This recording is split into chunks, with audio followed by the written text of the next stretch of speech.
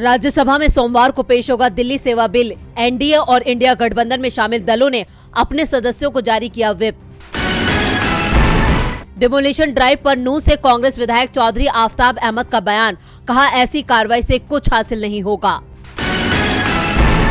बंगाल में पंचायत चुनाव में टकराव को लेकर अधीर रंजन चौधरी ने ममता बनर्जी को लिखा पत्र, कहा उम्मीदवारों को डराने से बाज आएं। महाराष्ट्र में सीएम शिंदे, अजीत पवार और देवेंद्र फडणवीस ने की अमित शाह से मुलाकात। अमित शाह ने जमकर की अजीत पवार की तारीफ।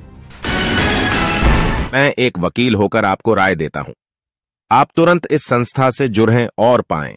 विभिन्न परिस्थितियों में गुप्त रूप से सहायता जुड़ने के लिए डिस्क्रिप्शन में दिए हुए मोबाइल नंबर पर संपर्क करें।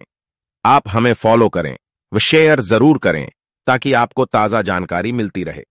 सूरत की निचली अदालत ने राहुल गांधी को मोदी मानहानि मामले में 2 साल की सजा सुनाई तो उनकी संसद सदस्यता पर 24 घंटे में फैसला हो गया। लोकसभा सचिवालय ने राहुल की सदस्यता रद्द कर दी और अब सुप्रीम कोर्ट का फैसला आए हुए 50 घंटे से ज्यादा का वक्त बीत चुका है और लोकसभा सचिवालय को छुट्टियां याद आ रही हैं। सोमवार को सुप्रीम कोर्ट के फैसले की कॉपी की जांच की बात कही जा रही है। लोकसभा में कांग्रेस संसदीय दल के नेता अधीर रंजन चौधरी ने अदालती दस्तावेज शनिवार सुबह स्पीकर के सचिवालय को दे दिए थे, जिसमें अनुरोध किया गया कि राहुल गांधी की सदस्यता बहाली बिजली की रफ्तार से की जाए। उन्होंने कहा कि अध्यक्ष ने उन्हें शनिवार सुबह संपर्क करने के लिए कहा था। जब उन्होंने संपर्क किया तो उन्हें लोकसभा महासचिव को कागजात सौंपने का निर्देश दिया गया। चौधरी ने कहा कि जब उन्होंने महासचिव से संपर्क किया तो उन्हें बताया गया कि कार्यालय शनिवार को बंद था और कागजात अध्यक्ष को भेजे जाने चाहिए। इसके बाद चौधरी ने दस्तावेज लोकसभा सचिवालय को भेज दिए। विपक्षी गठबंधन इंडिया ने भी राहुल गांधी की सदस्यता तत्काल बहाल करने की मांग की है, जिससे वो अविश्वास प्रस्ताव पर होने वाली बहस में हिस्सा ले सकें। अब पूरे देश को कल का इंतजार है जब राहुल गांधी संसद में नजर आएंगे। लोकसभा सचिवालय के जवाब से ये साफ है कि सोमवार की शाम तक राहुल गांधी की सदस्यता पर फैसला हो जाएगा, जिसके बाद वो 8 अगस्त को पीएम मोदी के लिए लाए गए अविश्वास प्रस्ताव पर चर्चा भी शुरू कर सकते हैं। वैसे कांग्रेस ने राहुल गांधी की सदस्यता को लेकर प्लान बी भी तैयार कर लिया है। अगर लोकसभा स्पीकर सोमवार को कोई फैसला नहीं लेते हैं तो कांग्रेस मंगलवार को संसद शुरू होने के तुरंत बाद सुप्रीम कोर्ट चली जाए। मैं हाई कोर्ट की वकील हूँ और सभी बहनों को राय देती हूँ कि तुरंत ही इस संस्था में अपना रजिस्ट्रेशन करवाएं ताकि शादी से पहले गुप्त रूप से आपको सहायता मिल सके। ज्यादा जानकारी के लिए स्क्रीन पर दिए नंबर पर संपर्क करें। धन्यवाद। 4 अगस्त का दिन राहुल गांधी के लिए बड़ी राहत लेकर आया। इस दिन राहुल गांधी की संसद सदस्यता बहाल करने का रास्ता सुप्रीम कोर्ट ने साफ कर दिया। बहाल करने का रास्ता सुप्रीम कोर्ट ने साफ कर दिया। अब जल्द ही संसद में फिर से राहुल गांधी दहाड़ने वाले हैं। वहीं हरियाणा के नूंह में जिस तरह नफरत के सहारे बीजेपी अपनी राजनीतिक रोटियां सेकने में लगी है, उसको लेकर भी राहुल गांधी बड़ा कदम उठा सकते हैं। आज कांग्रेस ने अपने ट्विटर हैंडल पर एक तस्वीर साझा की है। इस तस्वीर में राहुल गांधी बुलडोजर के सामने सीना ताने खड़े नजर आ रहे हैं। बुलडोजर को नफरत का प्रतीक माना जा रहा है, जो सिर्फ एक खास समुदाय के खिलाफ इस्तेमाल होता है। इस तस्वीर को साझा करते हुए कांग्रेस ने लिखा है, नफरत के खिलाफ मोहब्बत का योद्धा। अब इस तस्वीर के कई सियासी मायने निकाले जा रहे हैं। कांग्रेस ने इस तस्वीर के जरिए हरियाणा के नूंह में भड़के बवाल पर एक वार किया है। हरियाणा के नूंह में धार्मिक जुलूस के दौरान हुई सांप्रदायिक टकराव के बाद अब हालात काबू में हैं। नूंह में ब्रजमंडल जलाभिषेक यात्रा पर पथराव मामले के बाद अवैध निर्माण के नाम पर मुसलमानों की रिहाइश पर बुलडोजर एक्शन शुरू हो गया है। नल्हड़ मेडिकल कॉलेज के पास 2.5 एकड़ से ज्यादा जमीन पर अतिक्रमण कर बनाए गए 45 से ज्यादा अवैध निर्माणों के नाम पर मुस्लिम समुदायों की इमारतों को बुलडोजर से ढहा दिया गया है। बीजेपी हरियाणा में अपनी हार को जीत में तब्दील करने के लिए एक बार फिर ध्रुवीकरण का सहारा ले रही है और नूंह को इसके लिए निशाने पर लिया गया है। AIMIM चीफ असदुद्दीन ओवैसी ने नूंह में बुलडोजर एक्शन को लेकर सवाल खड़े किए हैं। ओवैसी ने कहा कि जो लाचार और बेसहारा हैं, उनके घर गिराए जा रहे हैं, जबकि घटना के असली आरोपी खुलेआम बंदूक लिए घूम रहे हैं। ओवैसी का साफ तौर पर कहना था कि इल्जाम की आड़ में वहां पर गरीब मुसलमानों को निशाना बनाया जा रहा है। अब कांग्रेस ने भी इस तस्वीर के जरिए राहुल गांधी को मैदान में उतारने का संकेत दिया है। मैं एक वकील होकर आपको राय देता हूं, आप तुरंत इस संस्था से जुड़ें और पाएं। विभिन्न परिस्थितियों में गुप्त रूप से सहायता जुड़ने के लिए डिस्क्रिप्शन में दिए हुए मोबाइल नंबर पर संपर्क करें। आप हमें फॉलो करें व शेयर जरूर करें ताकि आपको ताजा जानकारी मिलती रहे। मणिपुर में पिछले 95 दिन से टकराव जारी है। मामले की सुनवाई सुप्रीम कोर्ट में चल रही है। डीजीपी को भी कोर्ट ने तलब कर लिया है। राज्य में हालात कब तक सामान्य होंगे, सरकार भी नहीं बता पा रही है। इस बीच कांग्रेस ने सोशल मीडिया पर एक लेटर पोस्ट किया है और कैप्शन में लिखा है, मणिपुर पर मन की बात। पत्र में आगे लिखा है कि विश्व के सबसे बड़े लोकतंत्र राष्ट्र के लिए मणिपुर में असफल भाइयों और बहनों, ये स्वीकार करते हुए मेरा दिल दुख रहा है कि मैंने मणिपुर के निर्दोष बच्चों, महिलाओं और युवाओं को निराश किया है। जो हिंसा जारी है उससे मुझे बहुत दुख होता है और मुझे इस खूबसूरत भूमि की रक्षा के लिए अपने पास मौजूद मशीनरी का उपयोग न करने का अफसोस है। मणिपुर की रक्षा करने के बजाय मैंने विपक्ष को दबाने और लोकतंत्र के मूल तत्व को कमजोर करने के लिए इन संसाधनों का उपयोग, मैं अकेला ही काफी हूं देश को बर्बाद करने के लिए। भव्य दिए सबसे बड़ा झूठा। कांग्रेस ने मोदी सरकार पर सवाल उठाए हैं तो बीजेपी के अंदर से भी अपनी ही सरकार की घेराबंदी की जा रही है। मणिपुर से बीजेपी विधायक इमो सिंह ने दावा किया कि क्वाचा लमखाई घटना के समय भारी सुरक्षा खामियां थी। इमो सिंह मुख्यमंत्री एन बीरेन सिंह के दामाद भी हैं। उन्होंने कहा कि भारी संख्या में अर्धसैनिक बलों की मौजूदगी के बावजूद दूसरे जिलों से उग्रवादी गाँव में आए और 3 लोगों की जान ले ली गई। इमो सिंह ने कहा कि गांव में ड्यूटी पर तैनात अर्धसैनिक बलों को निलंबित करने की जरूरत है। हम केंद्रीय गृह मंत्री अमित शाह को नियमित रूप से खत और ज्ञापन लिख रहे हैं। कुछ सुरक्षा बल लोगों और राज्य के बीच अशांति पैदा कर रहे हैं। विधायक ने एक वीडियो संदेश में कहा है कि सुरक्षा बलों की कुछ इकाइयां समस्या पैदा कर रही हैं। अगर तुरंत उचित कार्रवाई नहीं की गई तो राज्य में शांति और समान स्थिति बहाल नहीं होगी।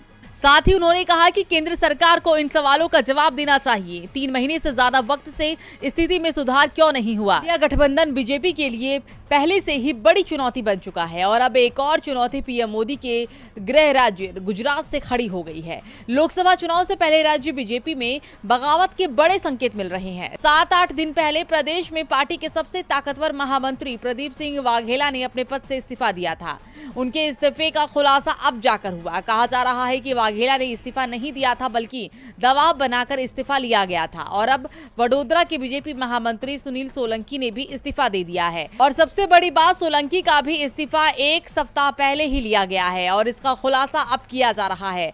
खुद सोलंकी ने बताया कि उन्होंने सप्ताह भर पहले ही इस्तीफा दे दिया था और वाघेला की तरह उन्होंने भी अपने इस्तीफे का कोई कारण नहीं बताया है। गुजरात बीजेपी में अचानक शुरू हुए इस्तीफे के सिलसिले से राज्य की राजनीति गर्मा गई है। आप और कांग्रेस ने इस्तीफे को लेकर बीजेपी को घेर लिया है। दोनों का दावा है कि भ्रष्टाचार के खुलासे को दबाने के लिए इस्तीफे हो रहे हैं, जबकि जो आरोप बीजेपी सरकार और उसके नेताओं पर लग रहे हैं उनकी निष्पक्ष जाँच होनी चाहिए। पार्टी के 2 नेताओं के इस्तीफे के बाद संकेत मिल रहे हैं कि कई और नेता इस्तीफा दे सकते हैं।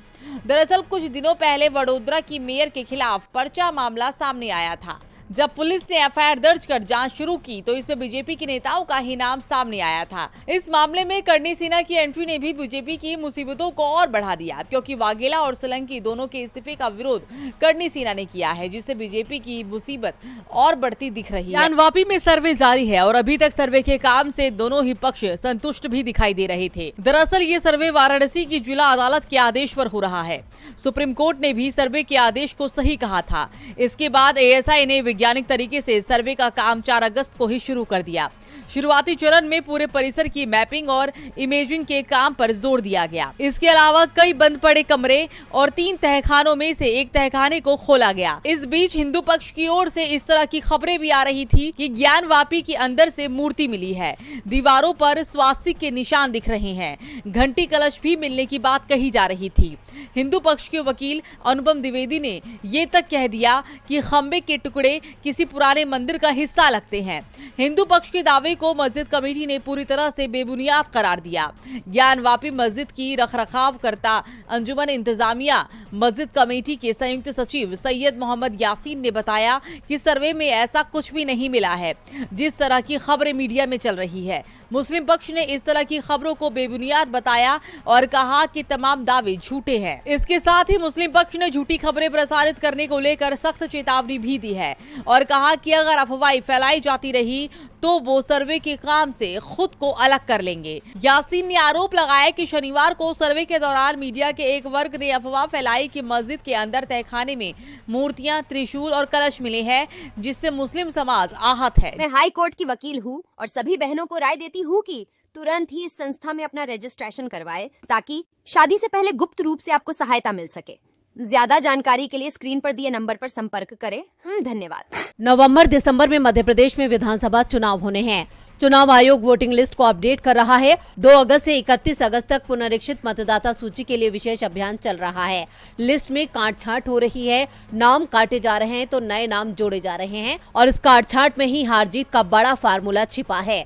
कांग्रेस को डर लग रहा है कि उसके समर्थकों के नाम वोटिंग लिस्ट से काटे जा सकते हैं। चुनाव में जीत उसे मिलेगी जिसके ज्यादा वोट होंगे। ऐसे में वोटों की रखवाली का काम अभी से शुरू हो गया है। कांग्रेस ने अभी से अपने कार्यकर्ताओं को हाई अलर्ट पर रखा है। पूर्व सीएम ने इससे पहले ट्वीट कर कार्यकर्ताओं से आग्रह किया कि वो वोटर लिस्ट का वेरिफिकेशन करते रहें। अपने मतदान केंद्र पर जाकर BLO से मिलें और वोटर लिस्ट में अपना नाम जरूर चेक करें और जो फर्जी नाम जुड़े हों उन्हें हटवाएं। भोपाल की दक्षिण पश्चिम विधानसभा क्षेत्र के बूथ क्रमांक 113 पर पहुंचकर दिग्विजय सिंह ने BLO से चर्चा की और वोटर लिस्ट मांगकर मतदाता सूची में अपना नाम चेक किया। इस दौरान दिग्विजय सिंह ने मतदान केंद्र पर मौजूद बूथ लेवल ऑफिसर BLO से पूछा, वोटर लिस्ट में नाम जोड़ने वाला फॉर्म है क्या आपके पास? दिग्विजय सिंह की बात सुनकर BLO ने उन्हें मतदाता सूची में नाम जोड़ने वाला फॉर्म दिया।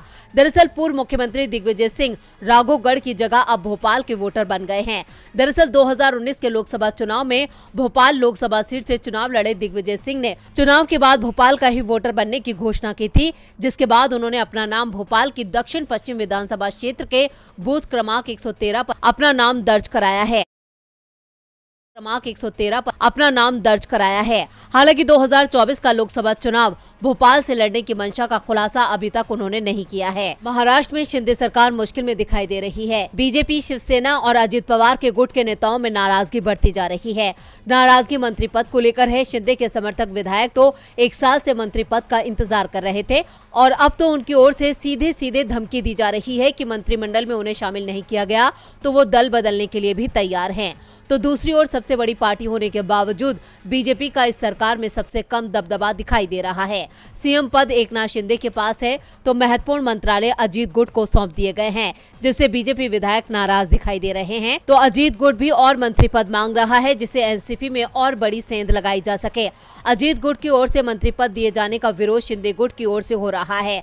ऐसे में मंत्रिमंडल विस्तार लगातार टलता जा रहा है। एनडीए गठबंधन में चल रहे इस टकराव को लेकर अमित शाह महाराष्ट्र पहुंचे और सीएम एकनाथ शिंदे और डिप्टी सीएम अजित पवार से मुलाकात की, लेकिन मामला सुलझता नहीं दिखाई दे रहा है। दावा किया जा रहा है कि शाह भी मंत्रिमंडल विस्तार की गुत्थी को सुलझा नहीं पाए हैं। इस बीच कांग्रेस नेताओं ने यहां तक दावा कर दिया है कि मंत्रिमंडल विस्तार टालकर बीजेपी शिंदे की कुर्सी छीनने की कोशिश में है। शिंदे पर कभी भी विधानसभा अध्यक्ष फैसला सुना सकते हैं और उन्हें अयोग्य घोषित किया जाएगा, ये तय माना जा रहा है, जिसके चलते मंत्रिमंडल विस्तार नहीं हो रहा। ये तो थी अब तक की सुर्खियां। अगली अपडेट लेकर जल्दी हाजिर होंगे, तब तक के लिए नमस्कार। मैं एक वकील होकर आपको राय देता हूं, आप तुरंत इस संस्था से जुड़ें और पाएं। विभिन्न परिस्थितियों में गुप्त रूप से सहायता जुड़ने के लिए डिस्क्रिप्शन में दिए हुए मोबाइल नंबर पर संपर्क करें। आप हमें फॉलो करें व शेयर जरूर करें ताकि आपको ताजा जानकारी मिलती रहे। मैं हाई कोर्ट की वकील हूँ और सभी बहनों को राय देती हूँ कि तुरंत ही इस संस्था में अपना रजिस्ट्रेशन करवाए ताकि शादी से पहले गुप्त रूप से आपको सहायता मिल सके। ज्यादा जानकारी के लिए स्क्रीन पर दिए नंबर पर संपर्क करें। धन्यवाद।